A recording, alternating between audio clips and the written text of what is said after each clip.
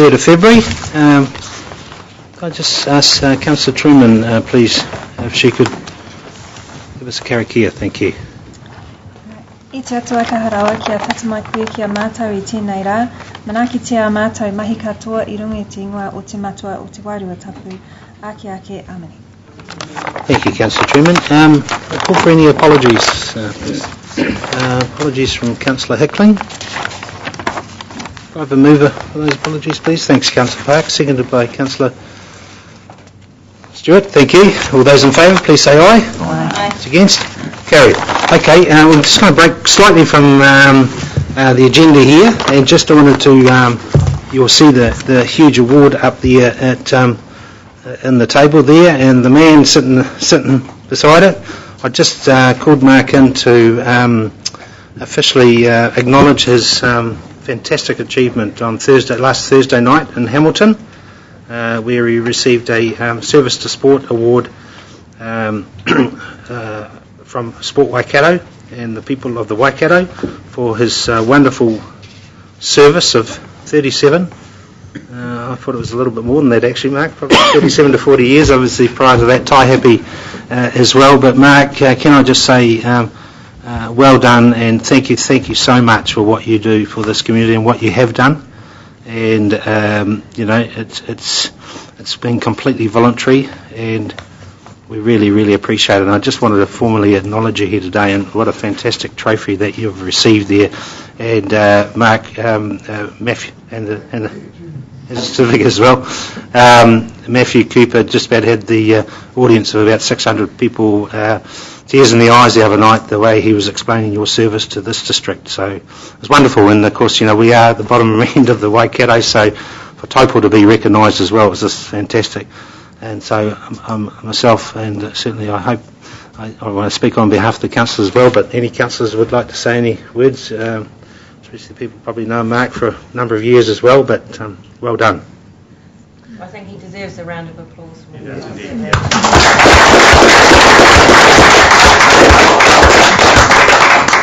Thank you, Mr. Mayor. Yeah.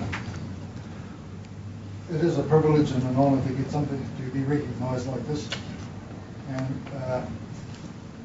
but as I pointed out on the night, one person can't do it on their own. They have to have backup. And I've been very fortunate to have been associated with Sport Waikato as well, and have had great support from the District Council over the years, and it's really appreciated by the whole sporting community in Taupo. And just mention my team at the Sport House, and also the members of the Sports Advisory Council Committee. As I say, one person can't achieve these things on their own, and I appreciate the help that I've had from the community at large, particularly the sporting community and the District Council. So, and thank you for inviting me along here today to recognise the award that I have received. Great. Thanks, Mark. Only just one little more thing is we might just have a quick photograph of you, if that's all right. And just acknowledge Christine Belford here too, who's obviously the Sports Waikato administrator here. So Christine, thank you. And I know you two work closely together. Wonderful relationship. So on behalf of the council, thank you for you know, putting the nomination forward as well. So we'll just quickly get out of our seats. Vix here is going to take a quick photo, if that's all right. Is it okay to break from tradition, Mr. CEO? Thank you. The chair. The chair.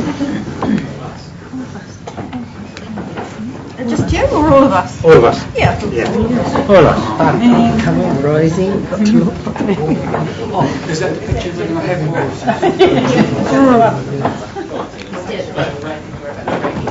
So I can see you again in 37 years' time. Yeah. Oh, okay. I can tell you that.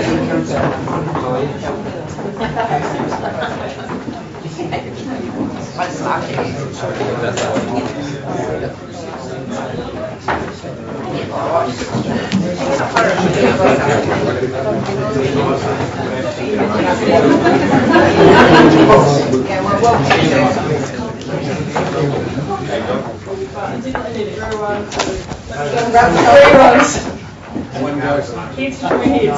did that. Wash your hands, wash your hands.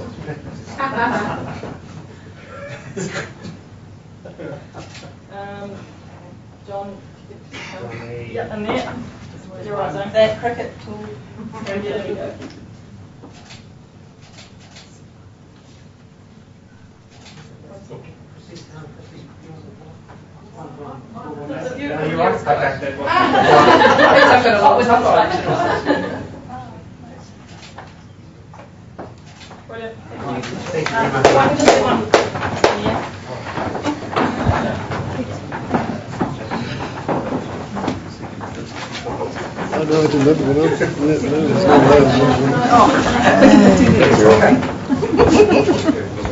Then again, when you show like that, you need a tie to distract from it.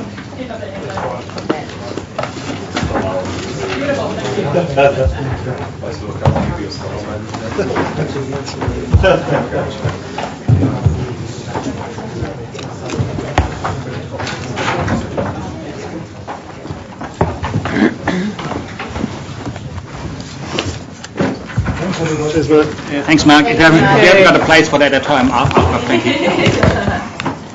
Very handy for keeping all the meetings. Oh. See you, mate.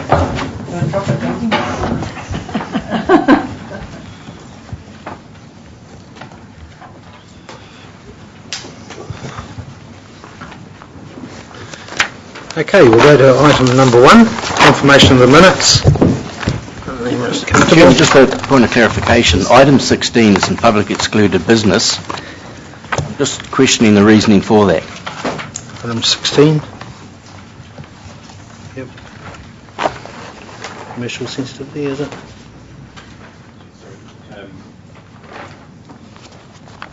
So, through you, Mr. Chairman, there's some commercial sensitivity around the lease terms. Obviously, the lease isn't negotiated yet, and the dollars and whatnot. So, that is commercially sensitive. Thank you. Cool. Thank you. Item number 1. Sorry, Councillor Kosaski. Sorry about that. Yeah, yes, no, that's thank you right. for that. Just a query as regards to item number 10, the notice of motion. Should that in fact be discussed before we do the adoption of Treasury management policy? Item number 10. Thank you, Councillor. I was about to raise that as well. How do you want to do that?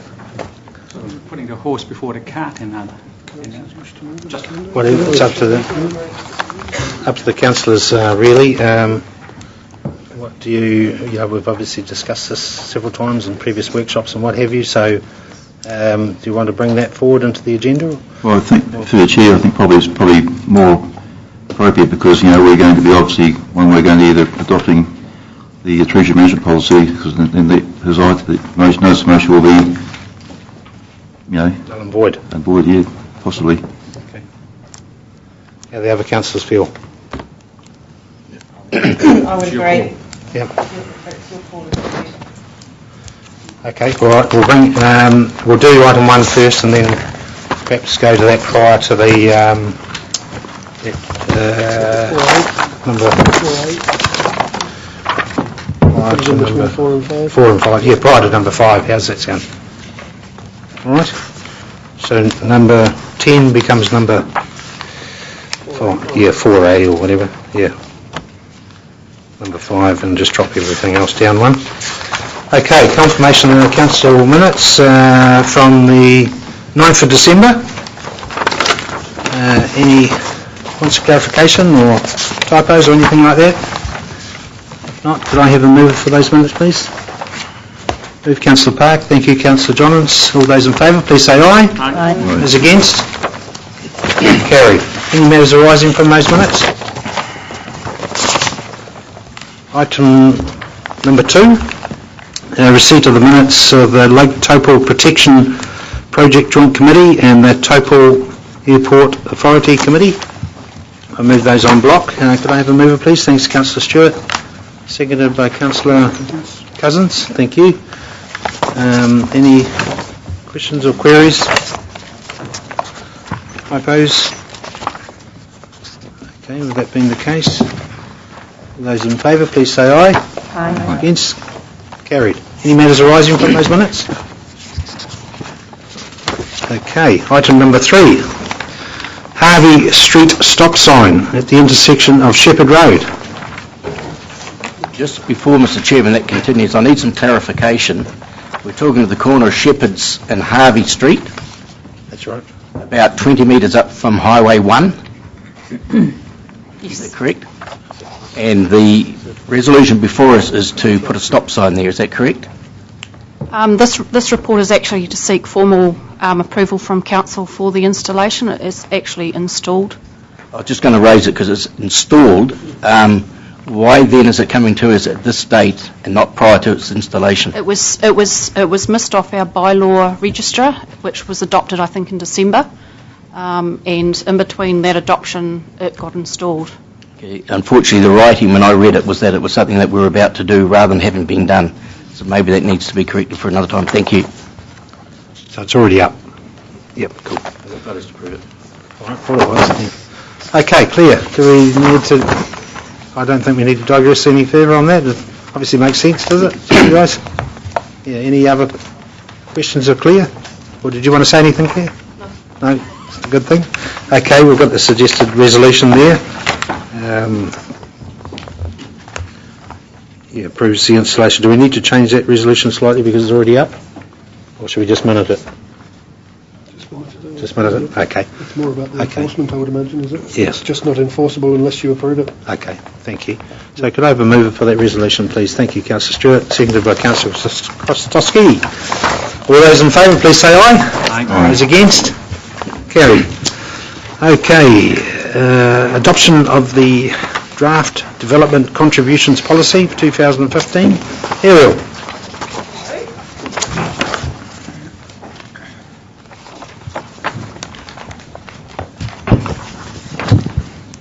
Today I just wanted to talk to you before we get into this package of agenda items which are all related to the long-term plan, and just, I guess, put a bit of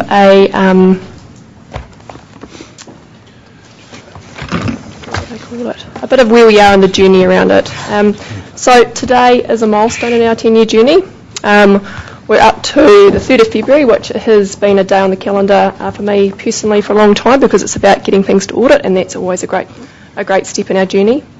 And we've had a number of workshops starting in November 2013, running throughout 2014 and at the start of 2015. We've developed the draft long-term plan and we've developed the consultation document. We've prepared all the underlying information, including the development contributions policy, the asset management plans, the treasury management policy, the revenue and financing policy, the rates, remissions and postponement policies, and the significance and engagement policy. We held the options debate in September, which provided an opportunity for our community to let us know what they thought about a range of issues, from water to housing for the elderly, economic development, and whether or not to charge for library books.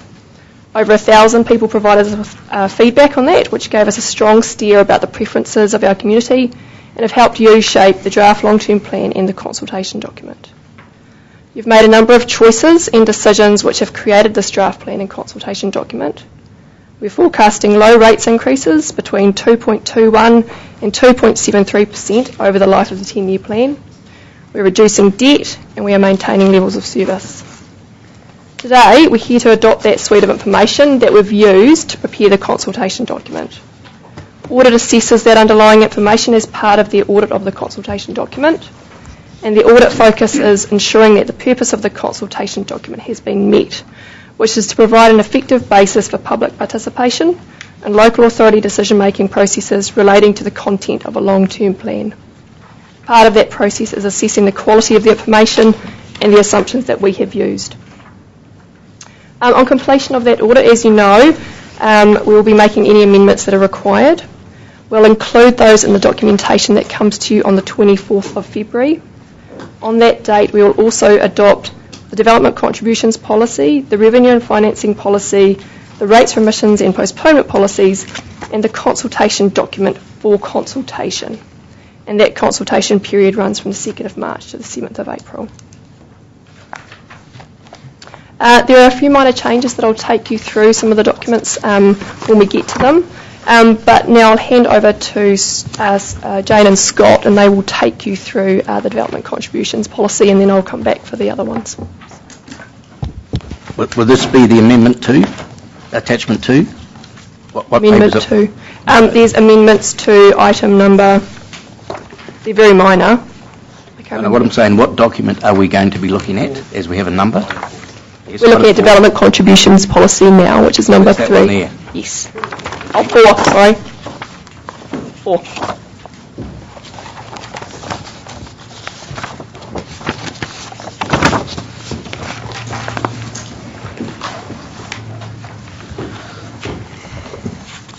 Okay, good afternoon, guys. Hi. I'll take the report as read. The only things I will kind of note is you will have noticed a change in style to the policy. So this is the new Waikato collaborative policy that we are basically putting all of our policies into. And as part of the new policy, it's not really a new policy, it's just been changed the font and stuff, is the new maps from the old one, and the new charges are also included, as per our workshop that we held a couple of weeks ago.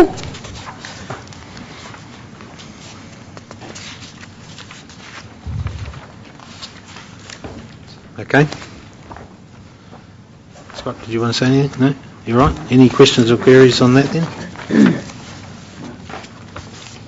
Councillor Krasowski. Just for clarification, please, on page 17, the map of Taupo Town wastewater service catchment, I noticed that the new Wharawaka subdivision is not included in that. Is that a mistake, or?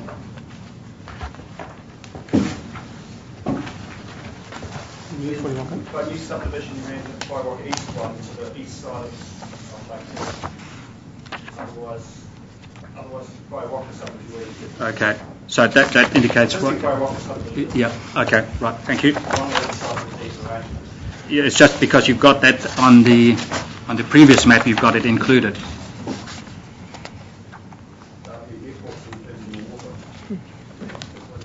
Okay. Yeah, you're probably looking at the airport, not the Wharawaka. That little knobbly bit. Okay. Yeah. Thanks for the clarification. Okay. Yeah, so Councillor Cousins. Through the Chair, it's just that I never actually got to read the growth model review, which is outside of your scope, but I noticed on, I don't know what page it is, 3.32, they talk about, because we obviously base our decision making off the information contained in this document. It's got the southeastern growth area, Motuapa, Orutua, Waitoko and Tarangi-Tongariro and Hatipu. They say that largely residential with a significant portion of holiday homes. That's actually in reverse. It's 70% holiday homes and 30% permanent residential. And I think that really does impact on our future in that part of the lake. So I'm sure Council has truer figures, but that's wrong, what I see in there. Copy of the growth model. What page are you on, Councillor Cousins? No page number on it. It's in the growth model review, 3.32, first paragraph.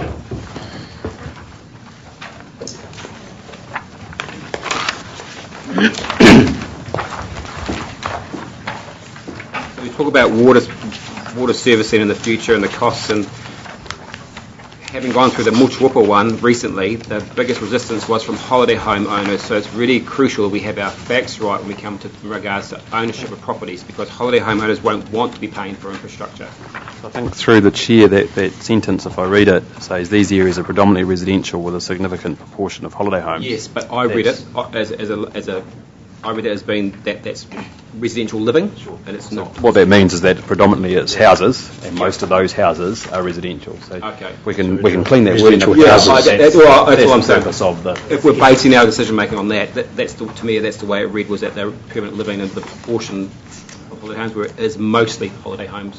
I'm saying most of the houses. Sorry, I was putting here. I just wanted to. Yeah, so to clarify that a little bit, just in terms of the growth model and the DC policy, which are all interconnected, there's a separation between what is residential in terms of our code of practice levels, what's rural, what's commercial, what's industrial, and that's where that's coming from. So, I I suppose putting it down further for me, getting down to the root of it, was that the holiday homeowners, they will, when it comes to infrastructure payments, as we know from Motuapa, they are most resistant, so it's going to have some impact on us. Sorry to be pedantic. And also, it also has an impact on the growth model and what we've considered in terms of those percentages and where those flows come from and where the growth comes from in those areas as well. So, yeah, it's all interconnected. Thanks. Okay, thanks. Any other questions? Queries? Once again, on the growth model, it's quite fascinating reading. Unfortunately, the pages aren't numbered, but if we go to economic overview, 1 to 3rd page in, it mentions about low unemployment as well as the wealth of the baby boomers. I would believe that that's an assumption. And then if we read the next page over, it actually states the trend to stay in the workforce for longer is becoming more apparent as baby boomers claw back the losses in the financial markets. This loss of wealth has had a negative impact on demand of residential properties, contradicting the page before that. There's a lot of assumptions in here that I believe should be removed. They're assumptions only. And then the page over. Yeah, I mean, a key part of your growth model and from an economic model is you do have to rely on assumptions. We're forward-looking, not backwards-looking. And I think one of the issues we've had in the past is we've looked too much backwards. Therefore, we've made assumptions on our growth going forward that were incorrect.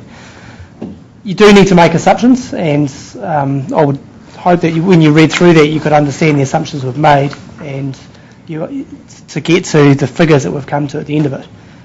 There has to be assumptions made with the direction we're going forward. Mr. Chairman, there's also mention made of the strong commercial building growth. Part of that is buildings, people leaving existing buildings and moving to new premises.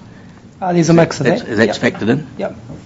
Part of that's from earthquake-prone buildings of people shifting, part of it's from new growth, part of it's from new businesses coming to town. There's a whole mix out there. Okay, thanks, Scott and Jane. Any other questions? I'd just like to comment that I found the growth model review very interesting and very informative and very useful. Thank you.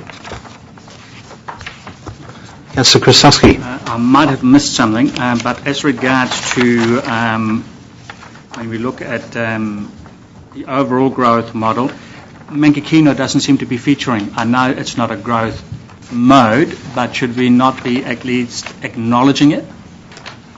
So there's a difference between growth and a difference between development. So Mangakino has a lot of vacant sections. Mangakino has a lot of existing capacity into it. So when we're looking at the growth model, there's a couple of different factors we're looking at. One is the financial implications.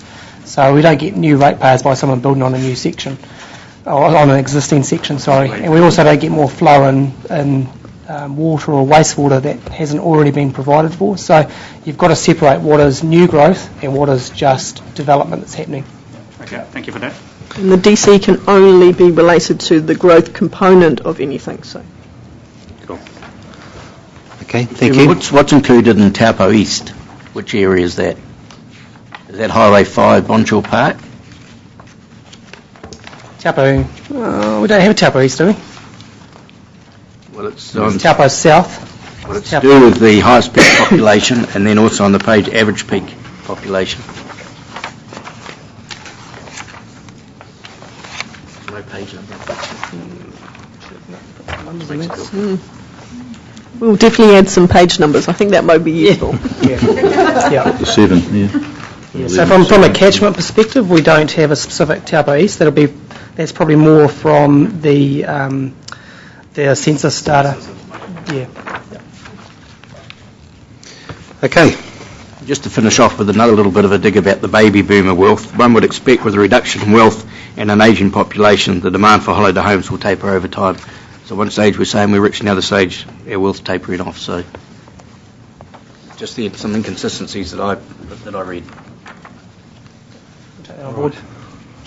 Thank you for that. One more thing. Yes. Councillor Harvey. Are we talking about the development contribution charges at the moment or not? No. Yeah, we went through the workshop a couple of weeks ago with the charges. Okay. Can I just ask a question? Sure can. The charges that we're given here, what do they relate to? Is it per application, like it's I'm just not clear. Yeah, so it's based on a household equivalent unit, so it's based on your standard residential development. From a commercial perspective, that goes through, there's two methods. We use either the household equivalent units, and it goes through a conversion factor to work out a square meterage basis of demand, or we can actually use specific demand figures, so how much water, how much wastewater they're going to use. So those figures there per single household residential unit. Yes, I missed the workshop, so pardon me, sorry. So, for instance, they've gone from 463, the water, for instance, to 3,500 approximately. Yeah, so to give you an indication of the impact from a residential perspective, which is probably what you're mainly interested in, the water charge in Taupo was very, very small. Historically, we've obviously built a pretty major asset out the front there, which has driven the increase charge there for water. As part of that, we were very aware of what the total cost would be to developers, for example, and how that would impact on development in the town. So the overall cost to, say, greenfield developments has actually come down slightly from what it was because of the reserves charges. Infill development's gone up slightly just because of that water charge. We're looking at about $11,500 for an infill subdivision.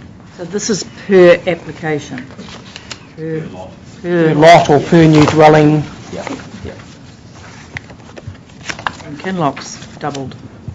So again, Kinloch, the charge has gone up slightly overall, but you've got to look at the full package, not just individual costs. And because we have actually brought the reserve land charge down significantly, it's actually had minimal impact in Kinloch.